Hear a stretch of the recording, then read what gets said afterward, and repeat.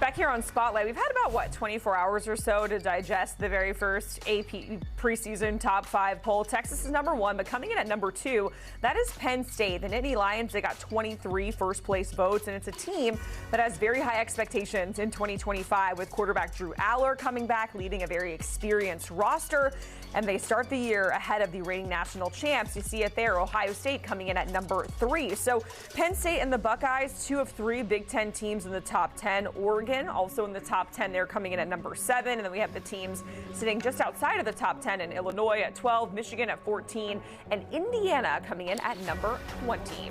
So let's welcome in our national college football writer, Brandon Marcello. And Brandon, we're going to kind of go through these rankings. You're going to tell us if you agree, disagree, where you're at on where it all ended up. So Penn State, they're at number 2. As mentioned, 23 first place votes that came in for the Nittany Lions. Do you agree with that number 2 spot for them, coming in ahead of Ohio State even? Oh, absolutely, I do. In fact, I'm very surprised that they were very close to actually being number 1. They were only 5 points behind Ohio State for number 1. And by the way, or Texas, excuse me. And by the way, that is the closest we've seen in a preseason poll since 2008. And that's where I put them in my rankings as well. The coaches poll put them at 3. I was kind of expecting the AP to maybe put them at 2, and that's exactly what they did. Penn State returning a lot of experience, a lot of production. They've upgraded, I think, at receiver as well. They upgraded at defensive coordinator with Jim Knowles coming over from Ohio State. A lot of reasons to believe why Penn State can win a national championship this season. And I was honestly a little bit surprised that they were actually very, very close. Just maybe one voter putting Texas a little bit lower on their rankings from Penn State actually being the number 1 team in the country. At Penn State, you see it there, opens up the season on CBS against Nevada on August 30th. Let's get to Ohio State, the reigning national champs, coming in at number 3. And Brandon, I feel like our analysts, when we have conversations about Ohio State, they're kind of split, right? Because some have faith in this newer roster and others still have some questions about Julian Sayin. So do you think number 3 is the right spot for the Buckeyes? I do. I maybe would consider putting them lower, but I have a very difficult time doing so because they are still stacked. They're going to be one of the most talented rosters in all of college football, no matter what.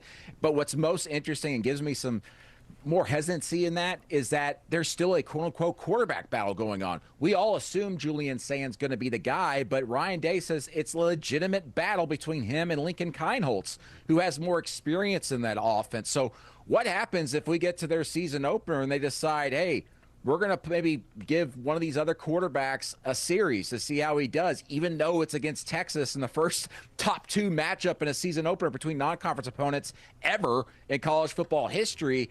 That gives me some hesitancy in putting Ohio State higher.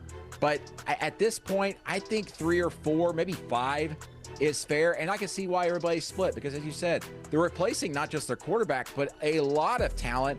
I think we're giving them the benefit of the doubt. 1 is the national champions, but also 2, Jeremiah Smith is probably worth bumping you up 2 or 3 spots in the poll, no matter where you're at, and that's probably what a lot of voters are doing. I was just going to talk about Jeremiah Smith because arguably the best wideout, maybe the most talented player in all of college football. He is still there with the Buckeyes. And I know we mentioned this quarterback battle, but does Julian Sayin give Jeremiah Smith the best chance to be elite? I think so. I think in the end, Julian Sayin's going to be that guy. And he's proven himself in the offseason, in my opinion, from the things I've heard. I do think that they're just trying to push him a little bit more to make it seem like this is an actual quarterback competition. But at the end of the day, I would be shocked if Julian Sayin is not the starting quarterback. And I'll say this. Whoever the quarterback is, Jeremiah Smith's going to make them look better than they actually are. All right. I know it kind of seems like a trick question whether the quarterback is better for Jeremiah Smith, because I think Jeremiah Smith elevates that QB, to your point. As mentioned, Brandon, 3 Big Ten teams are in the top 10. We already touched on 2 of them in Penn State and Ohio State. But now let's get to Oregon coming in at number 7.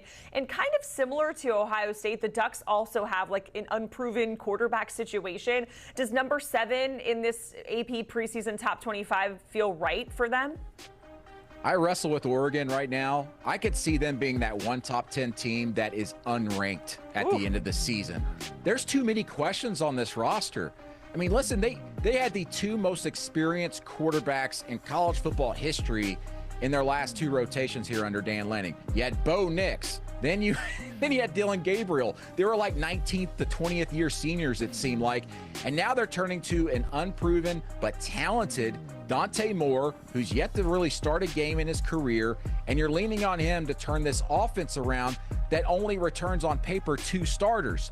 But that's down to 1 now. Why is that? Because Evan Stewart, the big flashy receiver they got from Texas A&M in the transfer portal, he's injured. So you're replacing a lot of production, a lot of seniority, and veteran leadership is really going to be big for any West Coast team that has to play in the Big Ten.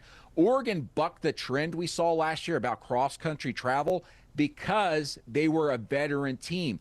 This year, not so much. Defensively, they're going to be fantastic. They're going to be great. But offensively, you're replacing everyone except for your starting center.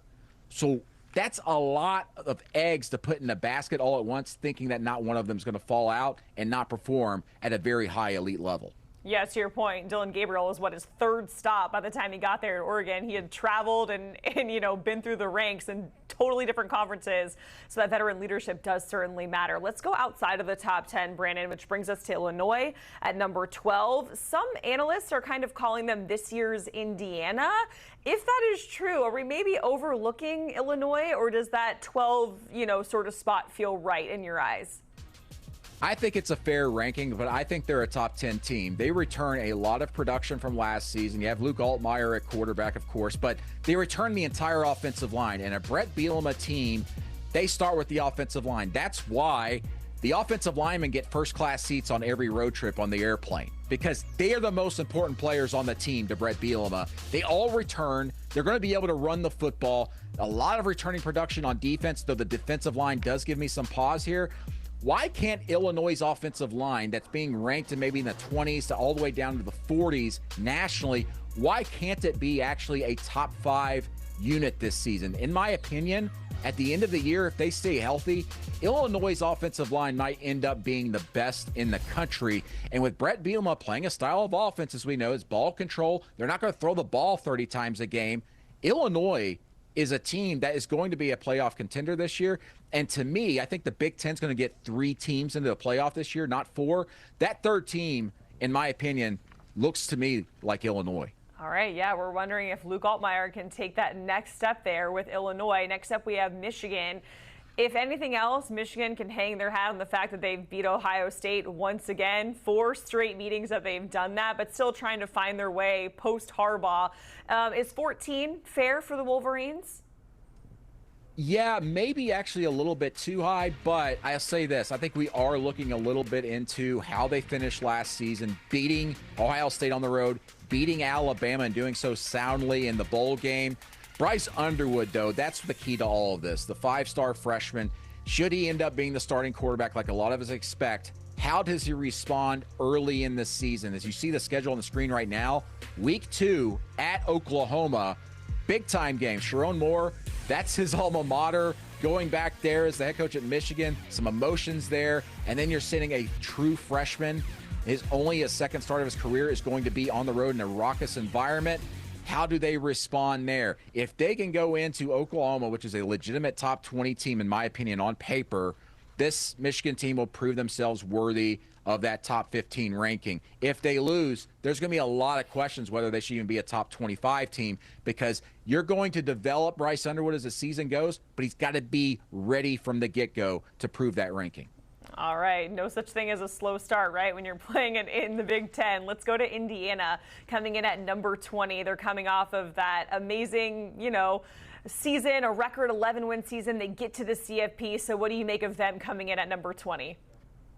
I think Curt Cignetti might be the best coach in all of college football, because he's taken a money ball approach to the transfer portal. He's not looking to be like, what school did you go to? He's looking for production.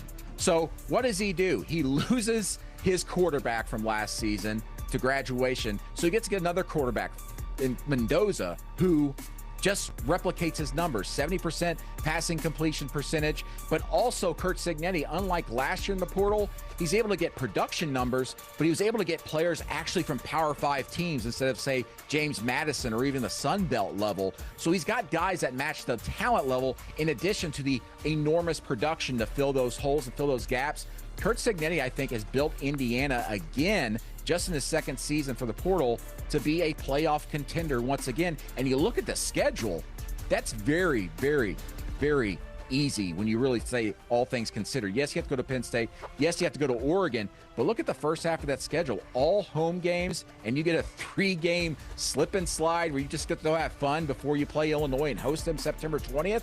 We could be talking about Illinois being a top 10, or excuse me, Indiana being a top 10 team going into that game at Oregon.